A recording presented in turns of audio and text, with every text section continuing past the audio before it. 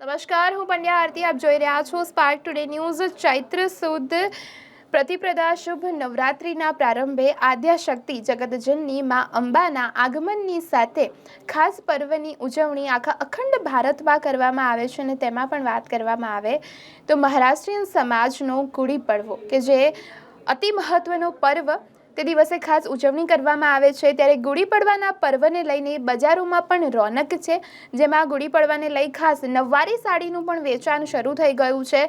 તૈયાર કરતા શહેરના સિનિયર સિટીઝન જે મહિલા વૈશાલી સાવંત, તેઓ સાથે પણ ખાસ વાતચીત કરી છે અને કહી શકાય છે કે ગુડી પડવાને લઈને ખાસ તૈયારીઓ આપણા વડોદરા શહેરમાં પણ કરી દેવામાં આવી છે. ચૈત્ર સુદ પ્રતિપ્રદા શુભ નવરાત્રિના પ્રારંભે મા જગદંબાનું આગમન અખંડ ભારત વર્ષના હિન્દુ ધર્મનું નવા વર્ષ તરીકે મનાવવામાં આવે છે.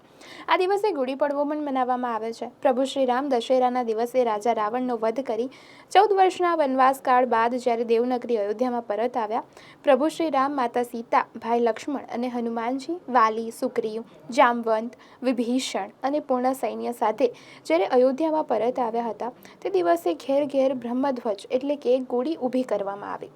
વિજય મેળવવાનું પ્રતીક એટલે ચૈત્ર શુદ્ધ પડવો. આ દિવસે વસંત ઋતુની શરૂઆત પૂર્ણ ભારત વર્ષમાં ચૈત્ર મહિનામાં ઝાડને નવા પાંદડા અને ઉનાળાની સાથે ગરમીનું પ્રમાણ વધે છે.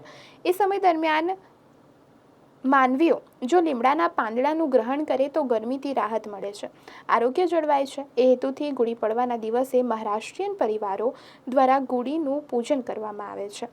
એક તાંબાના કળશને લાકડીના છેડે બાંધી તેને સાથે પતાસાની માળા, લીમડો, સાડી, ફૂલોની માળા ઘરની બહાર મૂકી પૂજન કરવામાં આવે છે. મહારાષ્ટ્રીયન સમાજના મહિલાઓ પરંપરાગત સાડી, વસ્ત્રો, ઘરેણાં પરિધાન કરી નવ વર્ષની ઉજવણી કરે છે.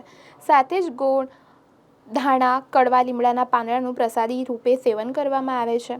ત્યારે શહેરના સિનિયર સિટીઝન મહિલા, જેઓ હાલ 65 વર્ષના છે, વૈશાલીબેન સાવંત પોતે 50 વર્ષની ઉંમરથી ખાસ પ્રકારની નવવારી સાડી તથા ગુડી માટે સાડી તૈયાર કરે છે. અગાઉ નવવારી સાડી માત્ર મુંબઈ, મહારાષ્ટ્રમાં જોવા મળતી હતી અને ત્યાંથી જ મંગાવવામાં આવતી હતી. પરંતુ વડોદરાના વૈશાલીબેન સાવંતે આ એકમાત્ર સિનિયર સિટીઝન મહિલા છે જેઓ નવવારી સાડી તૈયાર કરે છે, સાથે જ ગુડીની સાડીઓ પણ તૈયાર કરે છે. કોકિલાબેન પવાર દ્વારા આ સિનિયર સિટીઝન મહિલાની કામગીરીને બિરદાવી છે અને સાથે ઉજાગર પણ કરવામાં આવી છે. હું 50 ઉંમર પછી આ કામ ચાલુ કર્યું છે. હમણાં મારી ઉંમર 65 વર્ષની છે.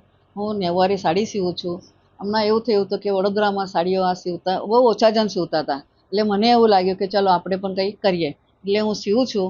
અને આ ગુડી પડવાના ગુડી પણ હું સીવીને આપું છું. નવવારી સાડી પણ સીવીને આપું છું. અને મને બધાએ બહુ બધું પ્રોત્સાહન આપ્યું. એવી રીતે આ હિરકણીવાળા છે કે એમના હિરકણીમાં ગયા પછી મને પ્રોત્સાહન વધારે મળ્યું, એ પણ છે. આજુબાજુના લોકો છે કે વેરાયટીવાળા છે, એ બધા મારા પાસે સાડીઓ સીવા આપે છે. નવવારી એટલે 9 વાર જ જોઈએ એને 5 વારીમાં થતી નથી. એને એના માટે 9 વાર જ જોઈએ. આ ગુડીની જે આવે છે, હવે તો નેટ ઉપર બહુ બધી આવે છે કે આ સીવીને એ સીવીને આપો. હું બધી રીતે સીવીને આપી શકું છું.